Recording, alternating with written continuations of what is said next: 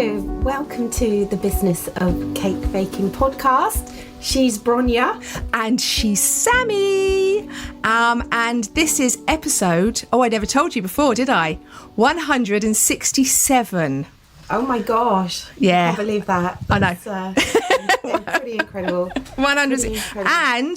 And usually we don't have guests, so we haven't had guests for ages, haven't we? And then like buses, we don't have a guest, and what happens? We have two in one go. Yes.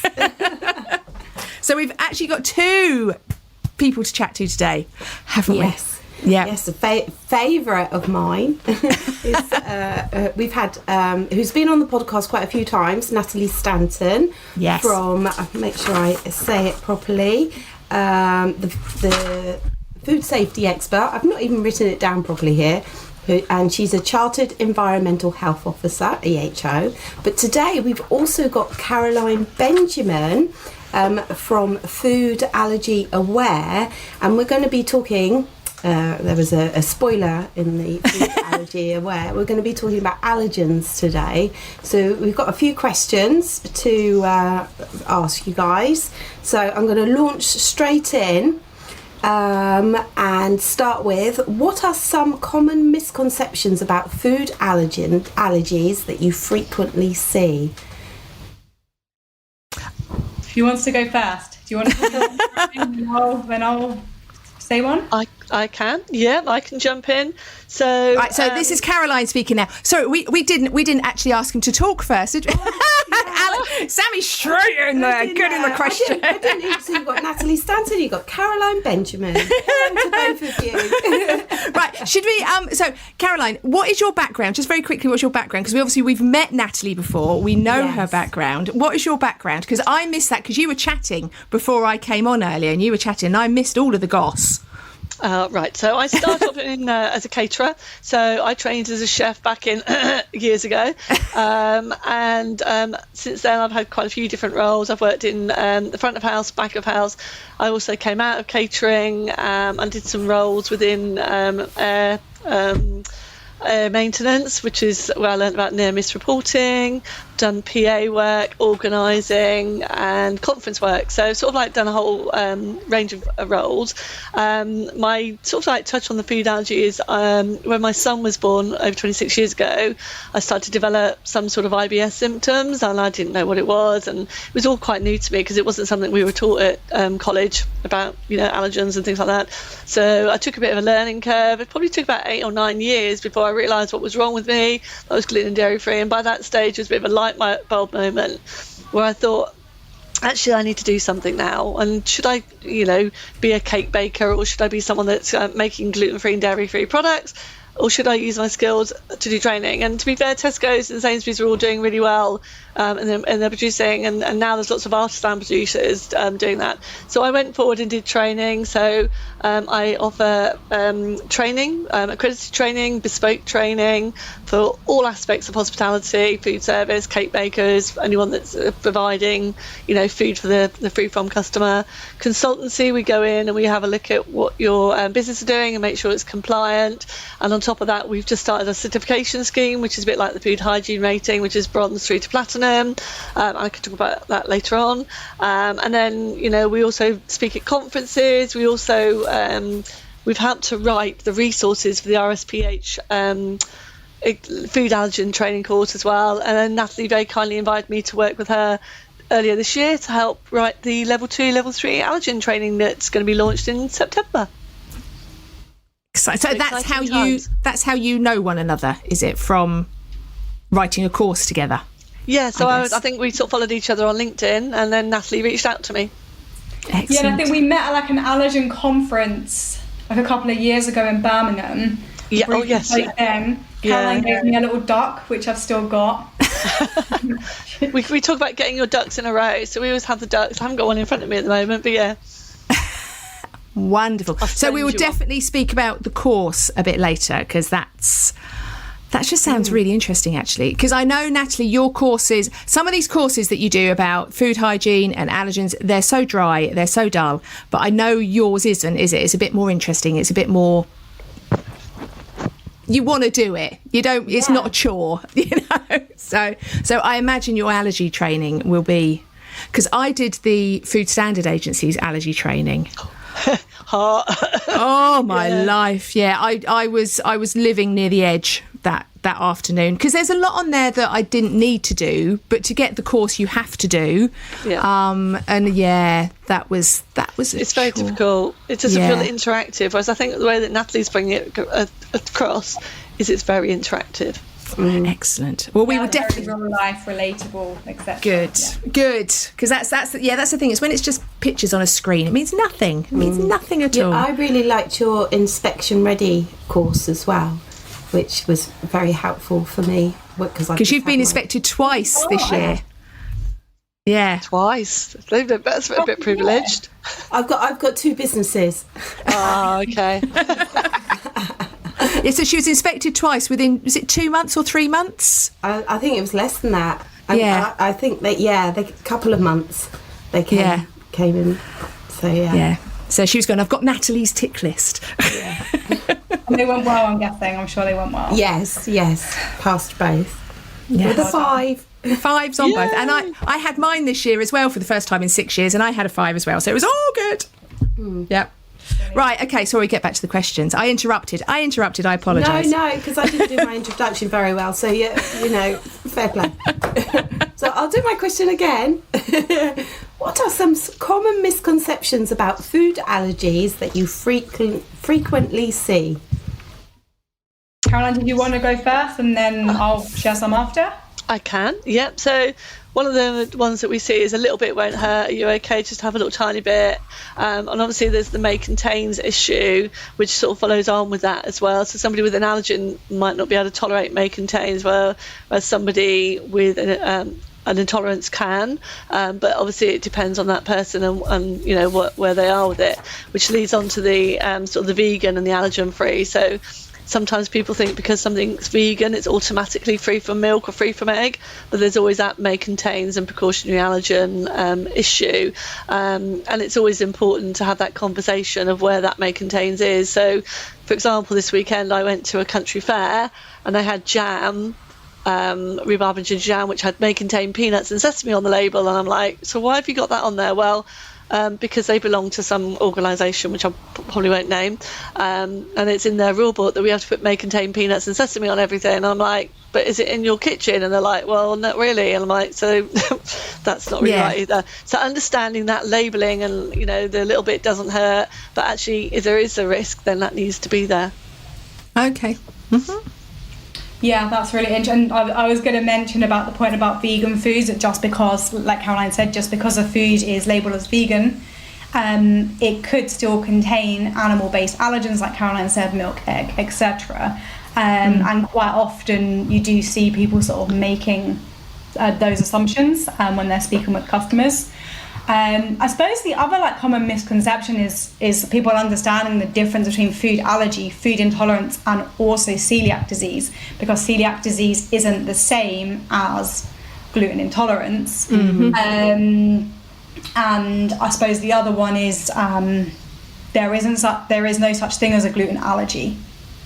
So there's gluten intolerance. Right. There's no such thing as gluten allergy. It would be an allergy to the specific cereal containing gluten. So what's the difference? So, yeah, actually that's the next question. What is the difference between an allergy and an intolerance? I mean, I always thought an allergy can kill you and an intolerance makes it unpleasant, but that's just, I don't even know where I got that from. Don't even know where that's arrived in my brain. So what is the sort of the distinction? That is generally correct. What you described. Oh, okay. That's a bonus.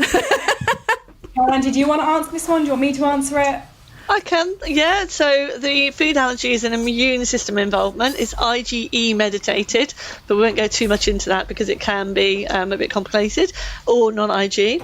It doesn't necessarily always mean that it's life-threatening. It doesn't always mean that it's going to kill somebody. Obviously, the anaphylaxis is the most serious one that's there, but it can cause hives, swelling, diarrhea, vomiting, breathing problems. And then when you go into the anaphylaxis, the reaction becomes much more a bit like impending doom, and your face starts swelling up and your airways start swelling up as well. And one of the things that it's important to understand with both food allergies and anaphylaxis is they can start at any age. There's no age thing. So my daughter's 31 last year.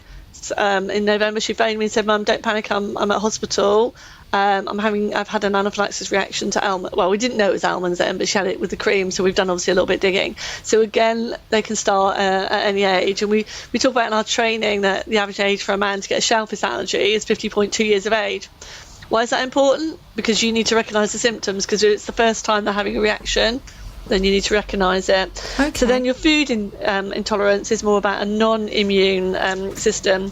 So it's a deficiency your body has, like with lactose intolerance, it's lacking the lactase that's there, and it's the sugar that causes an issue. So for example, if I have milk now, it's a bit like having morning sickness. I feel nauseous, I feel bloated, I can have diarrhea, which is not very pleasant as well, so it can be quite within a sort of an hour. So those are the two sort of bits that are there. And then, as Natalie was saying, if you want to go through, do you want to clarify on celiac disease on there as well, Natalie? Do you want to clarify celiac disease? Sorry. We've got food allergy, like Caroline said, food intolerance, which would be more of a digestive issue, and then celiac disease is not an allergy or intolerance; it's an autoimmune disease where the body almost attacks itself when gluten is eaten. So that can mean that the body, as it's attacking itself, can damage the lining of the gut. And this can have longer term implication for someone as well, because it can actually lead to cancer and things like that.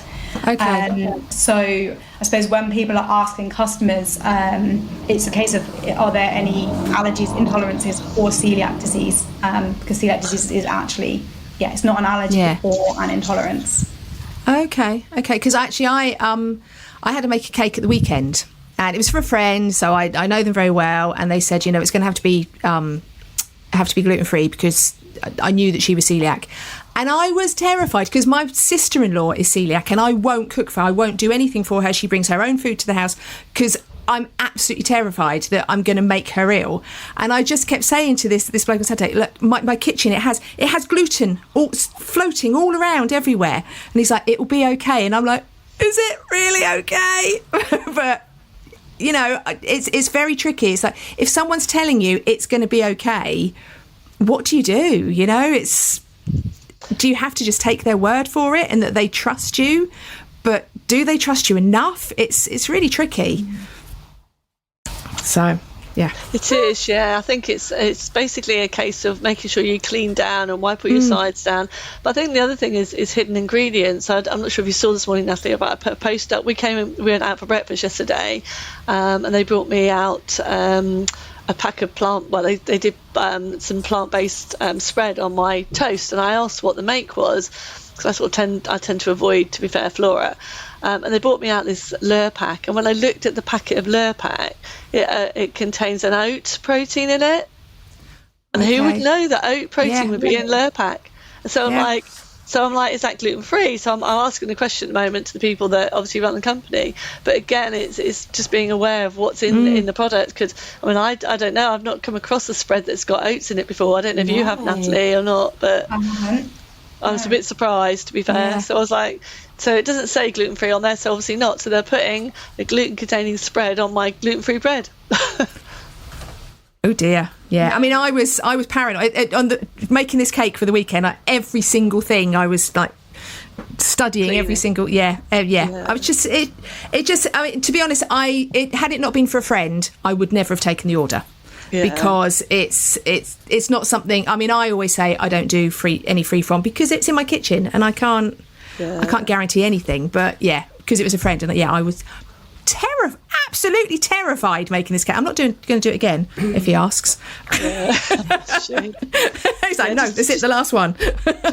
just refer them. And I think it's things like whisks and wooden spoons and rolling pins. Yes, they're the high risk areas that you have to be careful of. The cake tins, obviously, in our house we only cook gluten free, but if you do normal ones as well, it can be very difficult, because it just clings to the outside of the tin, doesn't it? And everything was scrubbed. The whisk. So I use a hand whisk if I'm just doing a quick cake, and it sucks it all into the vents. So I'm always paranoid that it's going to come out of there, or on the big mixer I use as well. I always do like a double clean of it. Yeah, we'd probably say that you'd need to get a second whisk if you're doing gluten-free stuff, just so you've got different whisks for different things, or different rolling pins and colours and stuff like that. Yeah. My kitchen was the cleanest it had ever been last week. It was cleaned, double cleaned, triple cleaned. It is so difficult, I think. I mean, I suppose the key thing is making the customer aware of the risk. If you've clearly communicated to them sort of the processes in your kitchen and what the risks are, if they're then like saying, sort of in your situation, they were saying, well, it sounds like it's going to be okay. Ultimately, if you've armed them with all the correct information, they can then make an informed decision as to whether they want to place the order. That's what I would probably say. It just sounds like that you did do that. So a lot. What should you do if your customer has had a reaction and you've taken all the relevant precautions? So I think there's a couple of ways to look at this. So let's say this is in a business whereby there's like customers on site and the customer's like having the reaction, and obviously that needs to be dealt with in the correct way, calling 999, assisting them with getting their EpiPen, potentially helping them use it if they need to, so following that, I suppose, emergency procedure. But if this is like afterwards, because quite often with us our cakes go, they leave us, don't they, and we don't see what's happening after that. Yeah, so I think, I suppose in answer to the question, if you've done everything and a customer is saying they've had a reaction, I suppose to a certain extent, obviously, if you've got records and you can prove you've done everything, I would say the business should be covered in that respect. But then I suppose the other thing is this communication piece with the customer. You know, actually getting the right information from them, understanding, like, you know, could they even just be making it up? Could they just be wanting their money back? All those kind of things. Caroline, do you have any thoughts around that sort of the process of actually just chatting like with a customer? I think getting people to sign a disclaimer or contract is really, really difficult. However, I mean, you can sort of, you know, to a certain extent, do they have to sign when they pick up their cake that it's in the condition that it should be in? Just have a little maybe agreement there that you've done it gluten and dairy free. However, you have got items in your kitchen.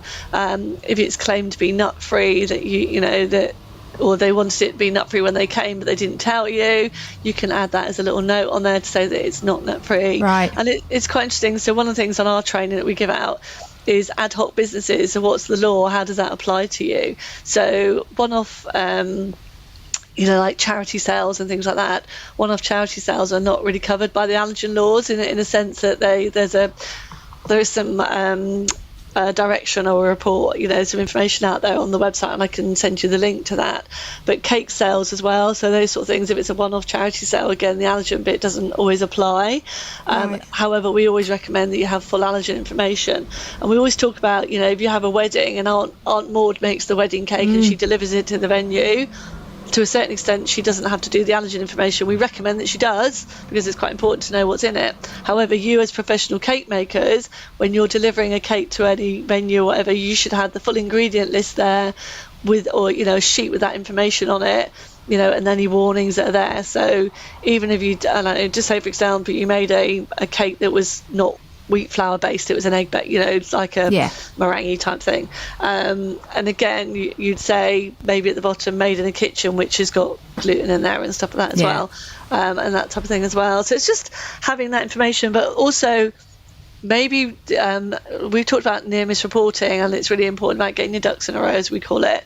Having an Excel spreadsheet where you monitor what that is. So if something goes wrong for that person, you put the information down, you put a description, and then you look at whether it's something to do with equipment or training or labelling or whatever, and you process it. You make a note about what happened, why it might have happened. It might be completely out of your control. It might be something that they've done when they've used a knife to cut the cake, which is not being cleaned or whatever. So it could be that type of thing. So you sort of like analyse it, and then you sort of keep a note. So if you've got 2 or 3 of these, that happen at the same time, then you sort of reassess what you do and how you do it and how you want to do your wording, like having them sign a not necessarily a disclaimer, but know what they're getting, if that makes sense. So I think, trying to do that. So, and then, just following up on the near miss reporting, there's some excellent training on the FSA website on root cause analysis. So again, if you have 2 or 3 issues with the same sort of pattern, then go and do the near miss reporting. It's free, to do the root cause stuff. So I think as cake makers, we're home businesses and we are paranoid. We are absolutely paranoid. And I mean, I know because I have a little cake shed outside my house, and it's all pre-packaged food, so I have to go through different labelling than if I was selling a wedding cake as such. Yeah. And I have like a Facebook group, and I would say the number one question in that Facebook group is about labelling, is about making sure the labelling is correct, because we're all terrified of this. And I think rightly so, and we should be. But that is like the number one. Should I be putting on it made in a kitchen with other allergens? Yes, if they're there, absolutely. Yes, you should be doing it. Yeah. Interesting enough, I joined. I saw a post for cake sheds. I hadn't even heard about them until about a few months ago. And then I joined a LinkedIn group, and I had to put a post in there, and we were talking about Natasha's Law and the labelling, because some people were selling it all pre-packed, but putting a sign up on the door, and it's like, no, you have to put a label on every individual thing that's wrapped up. And obviously if people do it individually and they're using tongs to touch things, then obviously they've got the cross-contamination issue there.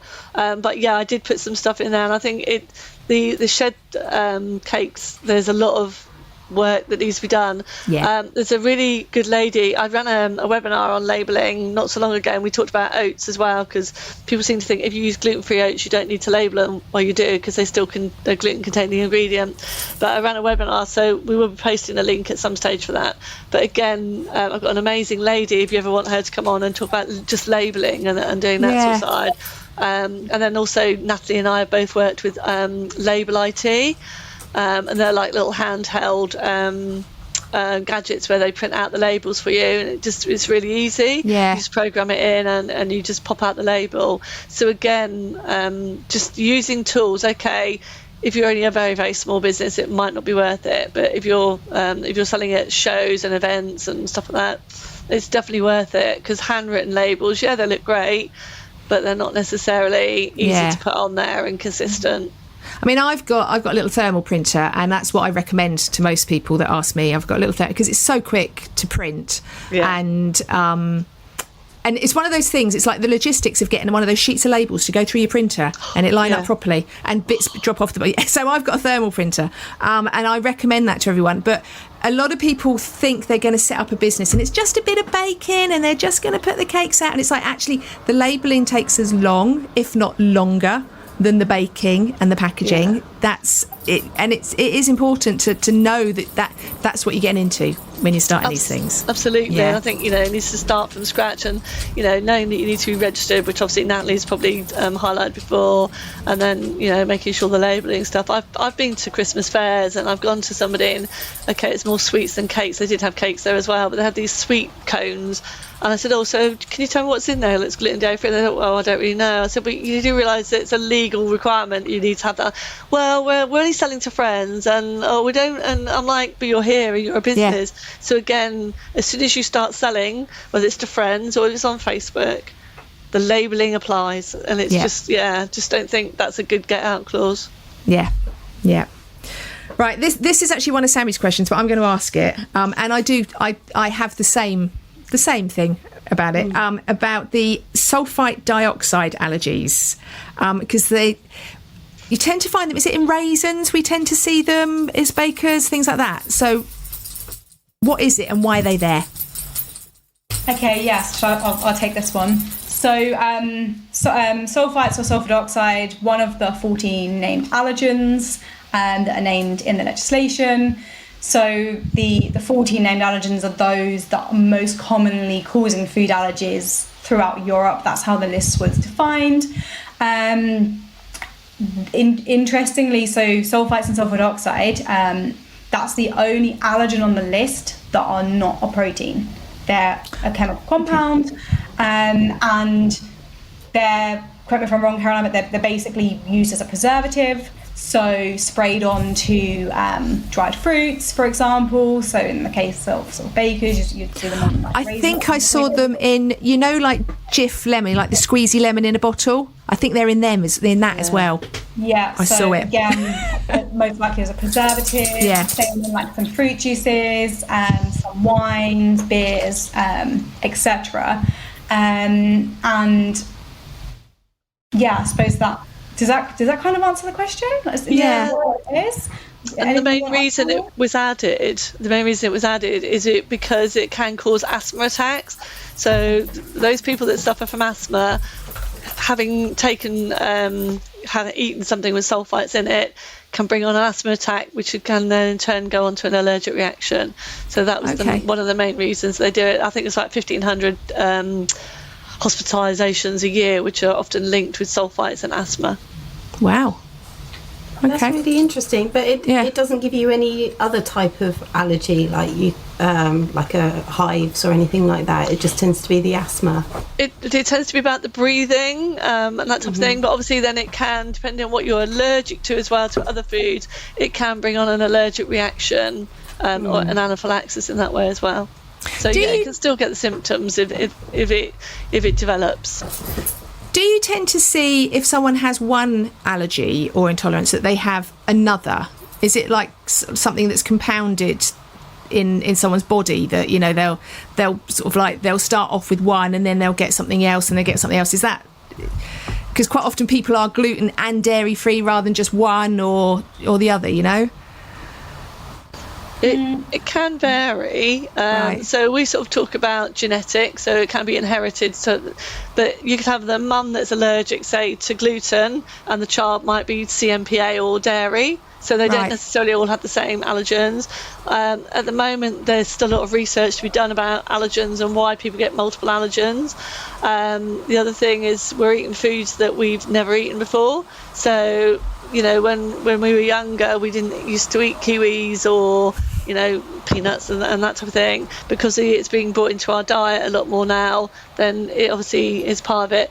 Interesting, Natalie and I were talking to Allergy UK, and there's some new research about gut bio, which I'm still need to go and research. So it's all about what your gut is and how your gut reacts and things like that. So obviously if you get an infection and your gut bio is out of sync, that can obviously cause an issue with the intolerances as well. Okay. But there's the moment there still needs to be more research done. There's not been much funding before, but Natasha's Allergy Research Foundation are doing so much more now. They're putting money in there to try and eliminate allergens. Yeah. We're not there yet, but why do we get more now than we did years ago? Is that processed food? We eat so much rubbishy processed food, and that could be part of it as well with the intolerance side. Yeah, I noticed the other day, it's something we mentioned on a podcast a couple of weeks ago, that they're going to start adding folic acid to all flour soon. Okay. And I know this is obviously a public health thing, that they want women that are going to have babies to be taking folic acid early. So therefore, that's going to be something that's coming in soon, that folic acid will have to go. And I just wonder if things like adding the folic acid and the calcium maybe are exacerbating it. Because when you think it's a whole ingredient, but it's actually, flour has got 4 or 5 ingredients within the flour. So I just wonder if that's, it's like exacerbating it somewhere along the line, or who knows? It's hard to say, to be fair. The thing is with wheat, wheat today is not the same as wheat 40 or 50 years ago. So they do so much to it to give a good volume, to increase the bread, and to make it prove faster. So like you've sort of said, they add stuff to the wheat, or the way it's grown and stuff like that. So it could be. It's really difficult to know. I'm not scientific. I don't know, Natalie, if you've got anything on that to go on. No, I think, as you said, Caroline, that there's a lot of research being done at the moment, but there doesn't seem to be like a conclusive reason as to why food allergies are increasing. There's some potential reasons, but like nothing conclusive yet, unfortunately. Okay, so we kind of touched on may contain labelling earlier on, but can you explain about may contain labelling? What are the best ways to read food labels, and what does a may contain warning signify? Yeah, so in terms of the first part of the question then, that the best way to read a food label, I would say first of all start with the ingredients list. So the allergens should be emphasized in the ingredients list, normally in bold. So first of all, look for what allergens does this product actually contain, and they'll be highlighted in the ingredients list. Then the may contain statements, like it's normally like a box underneath, and that's basically where, let's say with a manufactured product, the manufacturer has done a risk assessment and have determined that there is a chance of cross-contamination, say on that production line from other allergens. And so this is basically saying that following a thorough risk assessment, there is a chance that that product could also contain these allergens, and that would normally be due to cross-contamination. Right. And I suppose the key point here is like that information about may contain still has to be passed on to the customer. Because some customers may be okay with a may contain statement, but they need that information to make an informed decision. The customer has to be the one that makes that decision, and to be able to do that, they need to be given the correct information. Right. Yeah. So, I mean, following on from that, we talked about vegan as well. So, vegan isn't an allergy label. It's like a lifestyle label, isn't it? So that is a may contain. So, what is the difference between veganism and allergen labelling? I think one of the things that needs to be quite clear is that the vegan accreditation allows for may contains. So you might have a vegan accredited product and think, oh, it's okay, but actually they allow may contain, so you need to check the label. I think, it only assures that there's no animal derived ingredients in there that are intentionally used. However, it still could may contain egg or eggs or milk. And sometimes meat products, because it's made on the same line as a product, or it's made in the same premises. It depends on what their strict process is. I mean, I've had conversations with them, and I think they should have like 2 levels of accreditation. One is an A+, which means it's completely free from, and then a standard. But again, when we were talking to them, they said it'd be quite difficult for them to get many businesses to become accredited because of that reason. The other thing that's worth noting as well, that Wakefield Council, they have developed a PAL tool, a precautionary allergen labelling tool, to help identify issues and to see if it is appropriate within your own business as well. So again, having a look at how you do that. So again, I can share the link with you with that one, if that's of interest for your members to have a look at. And it's got quite a lot of information on there as well. But I think free as well, just to have, Yeah, absolutely. Yeah. And I think, with the vegan thing, yes, I've had people that I've gone out for dinner with. She has an egg allergy, but she was ordering the vegan food, and she didn't think that she had to tell them. But again, just because, you have an allergy and you're vegan, you still need to make sure you emphasise that with your server, whoever it is. And the same, with cake baking and stuff like that, and serving a cake. You're saying that it's vegan, but obviously you need to explain that maybe you're still using the whisk to whisk up eggs within that thing as well. So again, do you think about getting a separate whisk? You can use the dairy-free one, but then obviously the dairy-free one might touch wheat flour if it's vegan, because it's not always automatic. See, that's the thing, isn't it? So to me, if I made something vegan, I just wouldn't be putting eggs and milk in the mix. I wouldn't necessarily be using separate utensils and things, because it's just that I haven't put them in the. I mean, obviously I'm not accredited vegan, but if someone said to me I needed it to be vegan, I wouldn't have the same full-on precautions, I don't think. Yeah, exactly. And I think sometimes that vegan person might not tell you they've got an allergy, and they might just assume. And I think that's really important that, as producers of food, that we say, you need to tell us, ask the question, does anyone are you looking at making this free from because of someone with an allergy, or because they are just vegan and it's a lifestyle choice? Because there is a difference. I have done that, actually. I have done that in the past. I was making someone wanted a vegan brownie, and I was using dark chocolate, but it said may contain milk, and I did go back to them and say, is this a lifestyle thing, or is this because there's an allergy? Because I just couldn't get chocolate that didn't say may contain milk on it. And they went, no, it is just lifestyle. I was like, oh, good, I don't have to be spending £50 billion. I recently found a chocolate from J.M. Posner. They don't have may contain milk on, and they use sunflower lecithin, and so they haven't got soya in there as well. Okay. So again, worth sharing that link. Yeah. And it was very good chocolate. J.M. Posner, and they do a milk dairy free, if that makes sense. They do a white chocolate and they do a dark chocolate. Wow. Because white dairy free. Also gluten and dairy free, like yourself. Yeah, I did. There was another company called Mortimer's that did a white chocolate and a dark chocolate powder, which was really good. I know they were struggling because obviously there's a chocolate shortage, isn't there? But yeah, they're very good as well. And they're based in Hampshire, so again, they're very good. Yeah. Yes, the price of chocolate, outrageous. Yeah, definitely. Yeah.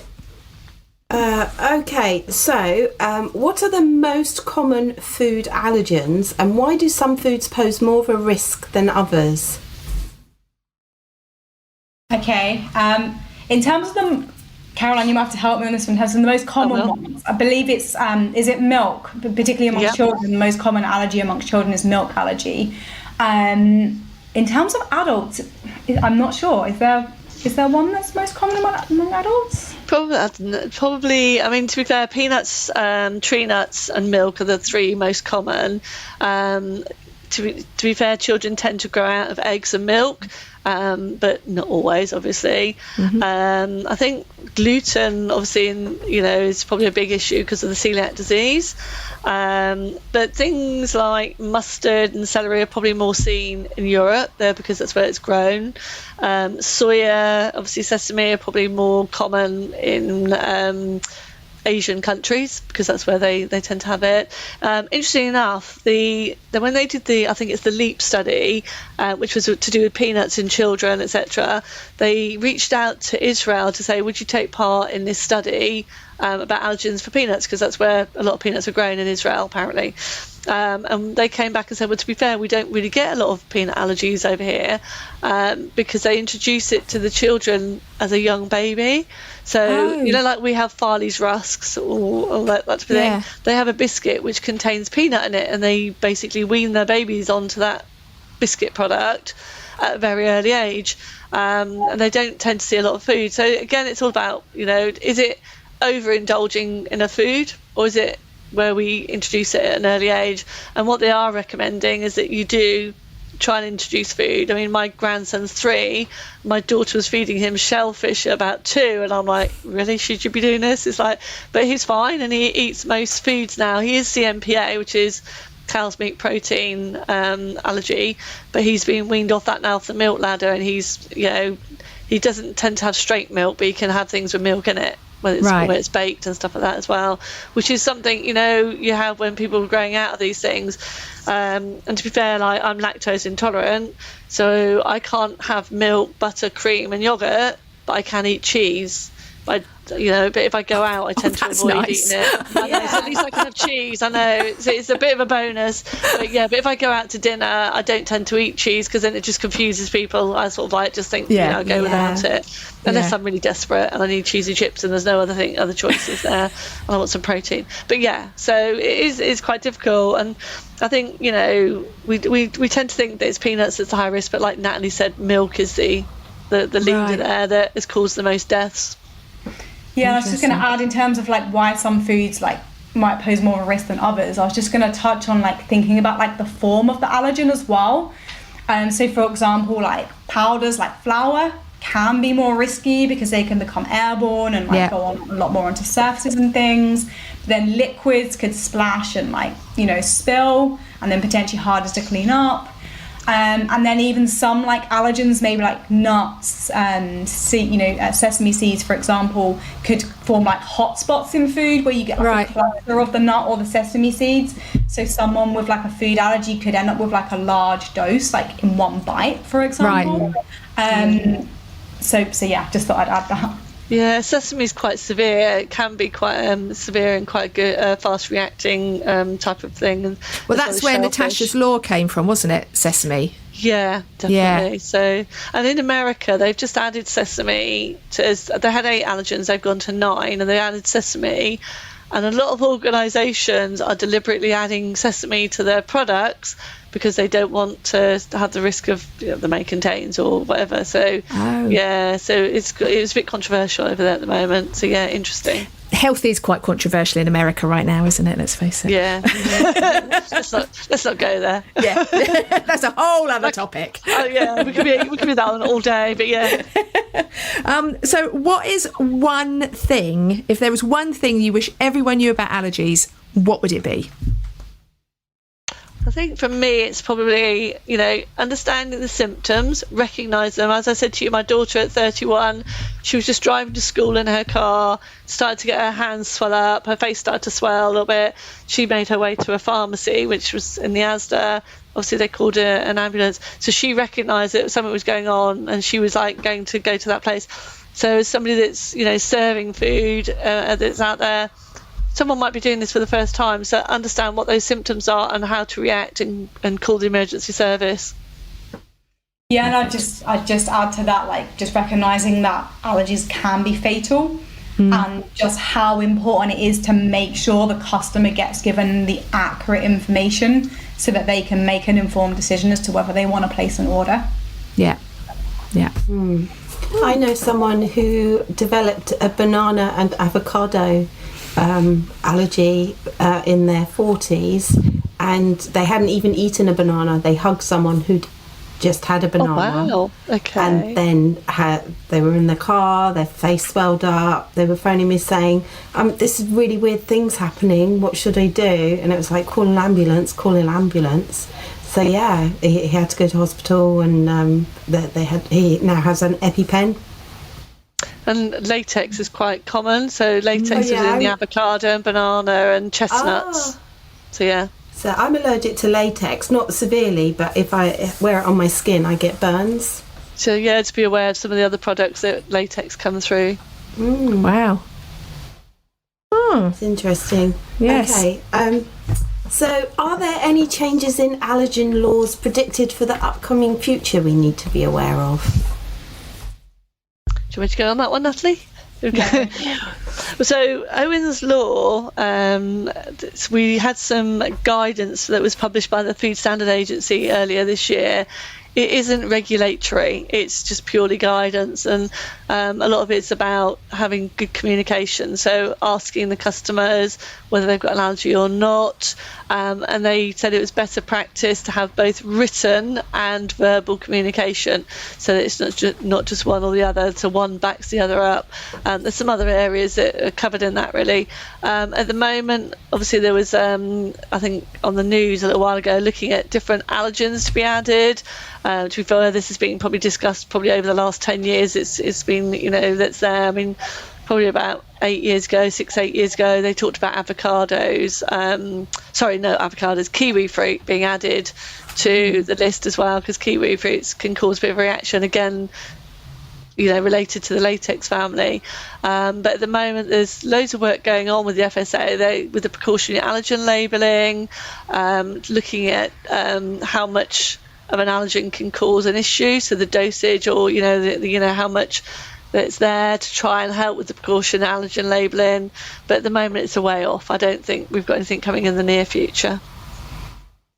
Yeah, and I think for the guidance that came out back in March that Caroline mentioned from the Food Standards Agency, that's the focus is around caterers, like hospitality businesses.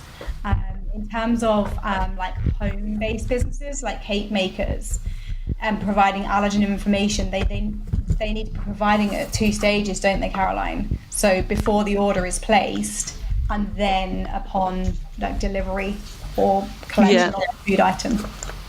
And have it on the website. If possible, try and put stuff on your website and have all the information there, so it's all quite transparent. Yeah. And move to talk actually as part of that.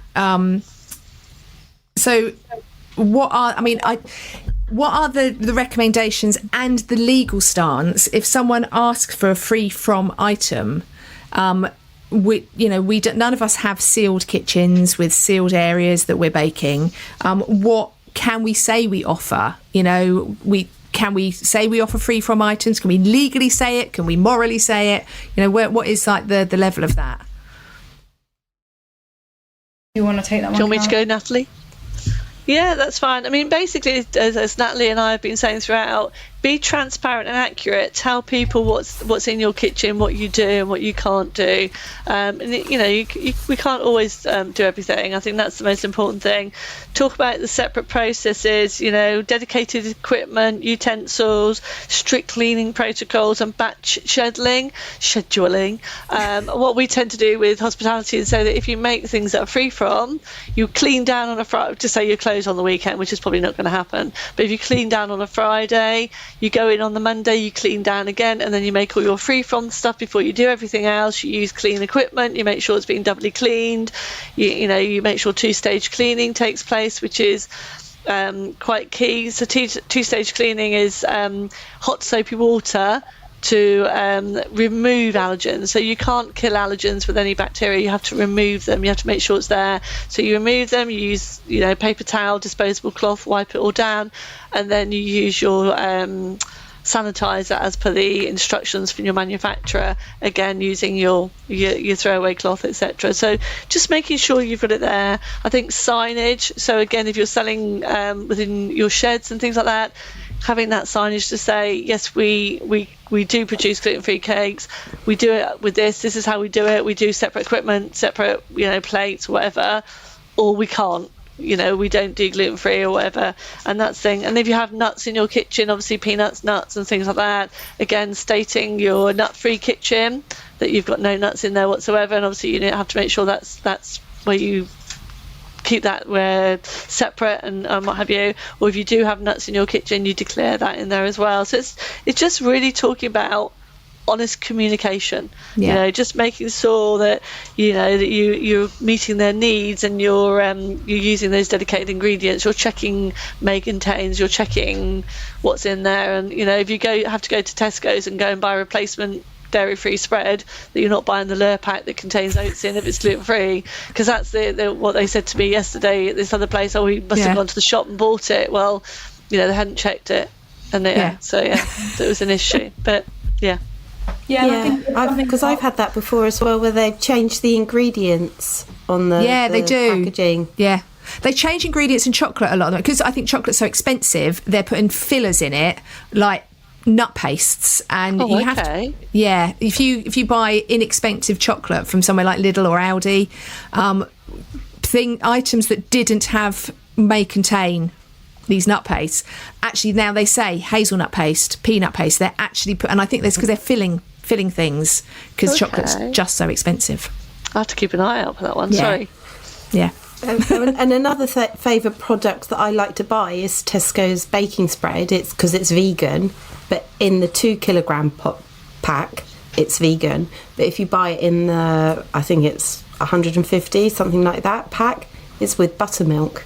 Exactly the same packaging. That's really interesting. I think it's interesting when you buy smaller packs of things. So we've come across that with herbs and spices. So if you buy a 10 kilo thing of cumin, there's nothing, it doesn't contain. But when you buy it in the smaller 200 gram packs, because it's being packaged into the smaller packs in a factory or thing where there's other allergens around, that's the sort of issue. But yours it sounds a bit different, because obviously it's a different product, different thing being added. But this, so to say, I have a Facebook group for Cake Shed, people that own cake sheds, and this was a query. So I said that we were having you on the podcast, and this was a query that I got from one of the members of that group. I'm in the process of starting up. We're a gluten-free household. My partner is gluten intolerant, can't consume gluten, but is not celiac. The trouble is that when we have friends or family to say, they sometimes bring gluten-containing foods to consume in our home. I want to bake gluten-free items for my business, as that's what I know, and also I feel it's a good niche, but I'm worried about possible contamination if there's gluten present in my kitchen from time to time. I've read that gluten particles can cling to surfaces, which feels impossible to clean from the oven, which is why sealed, separate kitchens are generally advised. I'd hate to make anyone sick, but how can I still cater for people that are wanting items made with gluten-free ingredients, whilst also warning others covering myself for anyone with severe gluten allergy? Is it just a case of making sure my labelling is spot on? Over to you. To go first on that one? Yeah. Okay, so, first of all, I suppose, yes, if that's your target market to celiac, I mean, to be fair, if your family and friends are coming, to be fair, I'd just ban them from bringing anything in that was gluten containing. Most foods these days actually can be just as good that are gluten-free. In our household, my son and I are both gluten-free, my husband's not. To be fair, he has gluten-containing pasta, but everything else is probably there. Occasionally I let him have a pucker pie, so it goes on a separate dish that I don't use very often. And to be fair, those type of bits of gluten is fine if it's if it's bought in. I'd probably recommend that if you're going to buy stuff in that contains gluten, don't make it and have lots of gluten-containing flour, wheat flour, going around your kitchen, because that's obviously going to eliminate it. I think the scheduling, obviously we talked about 2-stage cleaning earlier. Again, making sure that when these people gone home, you've gone and done your 2-stage cleaning. Obviously there's toast and things like that. Maybe what I would do is, if you've got a separate toaster that you're using for gluten-free, for you when they're not there, I'd probably cook their toast on a tray which is covered with tin foil and grill it under the grill rather than using toaster, because obviously those toast crumbs get everywhere and they get there. We have 2 separate toasters in our house. My husband's gets put in the cupboard and ours is out on the side, and he knows what he can and can't do. You have to set the rules. Separate storage. You need to think about, they do bring, I don't know, maybe a loaf of bread. My husband's got a separate bread bin, so we put that in there. It's sort of kept away and sort of there. So oven risks, I mean, they say you can use liners or dedicated trays. So again, like I just said, tin foil covering the trays, etc. Unless you're just you've got a lot of wheat flour flying around, that risk is quite minimal. You're not there. So just think about what products are there, but you should be able to cook stuff in that oven. It should be fine. If you're just putting a pie in there on a tray, and obviously making sure that tray is cleaned and everything afterwards. But yeah, I mean, there is an airborne sometimes contamination, but yeah, just avoid it. Just tell them what they can and can't bring, or buy stuff in and don't tell them it's gluten-free, and then they eat it and they're like, oh, this is really nice. Yeah, that's right. There are so many products out there, really. Yeah. And then the cleaning, validating the cleaning. So we sort of talked about 2-stage cleaning again, but validating it with swabs, and Natalie can give some more information there to swab down where they might think there's some sort of issues. Excellent. So it's not hopeless, it can be done. Yes, definitely. Good. Yeah, definitely. I think it's just being aware and documenting what you do and having that process. Yeah, excellent. Yeah, I think the risk sounds pretty low. Like, if it doesn't sound like regularly in this household there's products containing gluten. It sounds like occasionally if friends or family come. And it sounds like the friends, I'd assume the friends and family are bringing the products already made. Yeah, I think that's how I took it. They were bringing items into the kitchen. Yeah. Yeah. And they probably are, they're probably not going to be baking in the kitchen. They're bringing ready-made items to consume when they're there. Yeah. Reheat. Yeah. That risk is comparatively low. I mean, hospitality businesses don't have separate ovens, they don't have separate sides. They wipe down, they clean down, and they have separate trays and tinfoil and stuff like that. So in a hospitality business, that's what they would be doing. Okay, perfect, excellent. Well, that's all of our questions. Now please talk about your course. This month, hopefully next week, there's 2 courses coming, so level 2 allergen awareness and then level 3 allergen management. So the level 2 is really for anyone like food handlers, chefs, anyone working front of house, anyone really who's going to be speaking to customers about food allergies. And then level 3 allergen management is more for like food business owners, managers, supervisors. So the courses are like my other food safety courses, so all video based, filmed in real kitchens, like real commercial kitchens. You did that this summer, didn't you? I was watching on your stories. You were out doing that this summer, weren't you? Yeah, they were filmed July, August time. Yeah. So yeah, that was loads of fun, and all of the videos and stuff are back now. Like they look great. They're really interactive, engaging, like relatable, real life, and they're literally just being built out in the website at the moment. So it's just like the finishing touches. And yeah, the brilliant thing about the allergens courses had expert insight from Caroline as well. Caroline features in some of the videos as well. We sort of apped out some scenarios. So like customers, so Caroline's the customer with a food allergy. I'm like pretending to be a waitress. Nothing like a bit of role play, is there? Yeah. I know, my film debut. I don't think I'm going to get an Oscar any day soon, but it's fine. Oh, I'm sure you do. we had fun. I did realise that I don't think I'd make a very good waitress, but I'll stick to creating video courses instead. But yeah, so that's the courses. Should be live next week. They can be bought through my website. I do have like a wait list for the launch, so anyone who joins the wait list will receive like a discount code. Okay. When they go live. So I'm not sure whether this will be out before then, but if you send if you send the code to us, we'll definitely get it on our stories, and we'll get that out. Yeah. Definitely. Cool. Yeah, because I was thinking the episode might go out afterwards. So yeah, but we can get it on our stories, and I can get it on my socials and everything. So yeah, we'll get it out. Yeah. Oh, brilliant. I think that's, well, unless you guys have any questions about the courses, I feel like I've kind of summarised them. Unless Caroline wants to add anything. No, it was really enjoyable. And I think one of the things I've sort of mentioned at the beginning is we're doing a Food Allergy Aware certification scheme.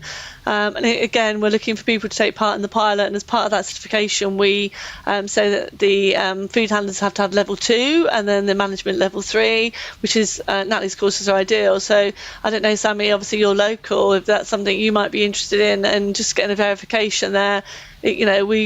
Obviously you're a small venue, you're just working from home, so it's not going to be that costly, and being able to have that there to show that you've got processes is amazing. So I think, with all the resources there, so please do get in contact if any of your listeners are local in Hampshire for the pilot. We'll work with them. Excellent. And it's just good for when your EHO does come round, they can see you're up to a level with all of these, and they can see that you've done training, you've done education, and you've done validation as well. So if they see that you've got like a gold or a silver, that you can have there, and if you've got someone that's nut free, they can probably be platinum because they've got a dedicated site which is all nut free and things like that as well. So again, it all helps towards the EHO visit. Excellent. Well, thank you so much, both of you, for joining us. If anyone noticed, there may have been a hiccup in the middle, but I'm going to hopefully edit all that out. That'll all be gone. But if there is a little hiccup, we apologise. But we got it sorted in the end. But thank you so much, Natalie and Caroline, for coming in. You've kind of, for me, you've kind of made it feel less terrifying, because allergens, they can kill you, so they're quite scary. So a little less terrifying. But thank you so much for coming on today. Thank you for having me. Oh, that was brilliant. I really enjoyed that. We were so unprepared for guests. We've not had guests for a long time, and we were both like, oh, we've got guests. We've got guests. We need to talk to people. I practiced my questions this morning, so I didn't stumble. But they were... there was a lot of good information there, wasn't there? Oh, definitely. Hugely I found good it really interesting. Yeah. Especially the sulfate dioxide bits. Yeah. Because that was a real grey area for me. So I was very interested in that. And the vegan labelling, that was interesting, wasn't it? That there may be animal products in it. Or I've known that you can call something vegan, but it might have. And I'm like, you shouldn't be able to, should you? It's because it's a lifestyle choice. Veganism is a lifestyle choice, not the allergen. So they don't have to call it dairy-free or milk-free or... Yeah. But something we didn't do before they went, which we have done since they've gone, we checked... Excuse you. Something we checked there. So all their links. So if you want to get in touch with Caroline, or if you want to see what Caroline does, her company is Food Allergy Aware, and if you need to go to foodallergyaware.co.uk/grow-your-business. So foodallergyaware.co.uk/grow food-your-business. And Natalie, as always, is thesafetyexpert.co.uk, and that's where her courses will be. So she already has the level 2 and level 3 in catering. So we all should be doing level 2 in catering anyway. So, and her course is so good. Yeah. It's not mind numbing. You actually get to the end of it and you're not asleep. Yeah. You actually feel like my friend Sid did it and loved it. She said it was really good. Yeah, you learn something. You don't feel like you're being tortured. So that's the safetyexpert.co.uk. And I was just going to check Natalie's. So on Instagram, she is _safety_expert. But yeah, if you are looking to purchase her courses, please head over there. And Caroline was also telling us about a free from cookery masterclass that she is doing in Hampshire in March. Next 2 dates year. in March. Yeah, 2-day course with top pastry chef, did she say? And another chef. Yeah. But she's going to send us links for all that. She's going to send us all links. So, yeah, that was good. I thoroughly enjoyed that. Yeah. And I love talking about allergens because it's terrifying. Yeah. Isn't it funny that it's the things that so the things like cleaning and food safety and allergens, which most people find really dull, when you're in the food business you suddenly become a little obsessed. Yeah. Oh, and talking about the spoons as well. Like if you're making gluten free or vegan, using different spoons. Yeah. And also, because on at the weekend, that gluten-free cake I was using, I was just about to make, I can't remember what I was going to beat something up, and I went to get a wooden spoon, and I actually second thought about it, because I thought, no, because wood kind of absorbs things in different ways, so I didn't use it. And every single utensil I picked up, I washed and cleaned again to use. I think now I really need to maybe have a because Joe's gluten-free, my son, a gluten-free utensil section just for him. Yeah. I didn't even think about doing that. I'm such a bad person. Does he pick up bits and pieces from when you've been doing baking and things like that? Yeah, I mean, no, he doesn't. Won't touch anything. So he's not. So if you've been baking and then he comes in the kitchen later and cooks, does he like clean everything down and mop everything up? No, but Mum does. He's a bloke, isn't he? Yeah, Mum does. But I hadn't really thought about the utensils, but I think that's something maybe I should do. Yeah, having designated things that he uses. I go through a whole process when I clean my mixers of getting it doing it as gluten free. But maybe I should just invest in a little hand mixer separate. Yeah. I used to have it, but with all the moves and everything just gets collated. Yeah, and the thing is you whittle down how much you want. Yeah, taking all your space up. Yeah, but I thought it was quite interesting that she said she had separate toasters and separate bread bins. Yeah, Wow.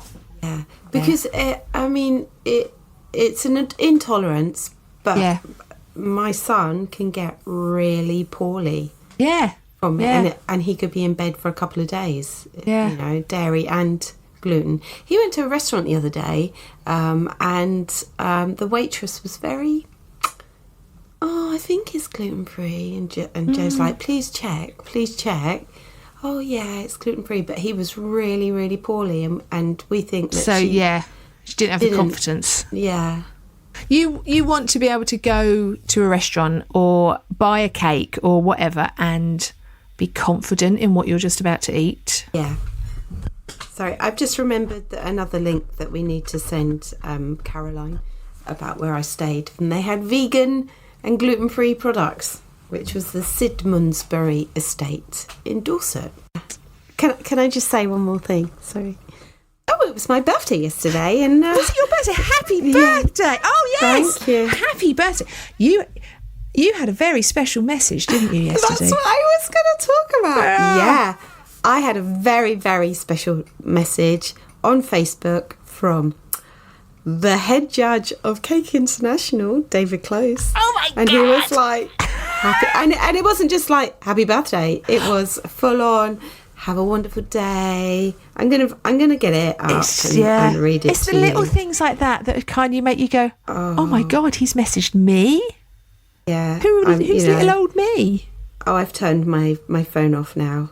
Do not disturb off. But it was love. I read it. I did read it. Yeah. I was just so made up. I was like, oh my God. And now I can't find it. That's because you was famous, David mate. Close. Okay, Here we go. Go on then. See David Close's post. It says, happy birthday, Sammy, and emojis. Happy birthday, wishing you the best day ever, filled with fun, laughter, and everything you love. I hope this year brings you so much happiness, wealth, and health. Have a great day. And I was like, oh my God! Oh my God! So then How lovely that he's Yeah. taken the time to message you that.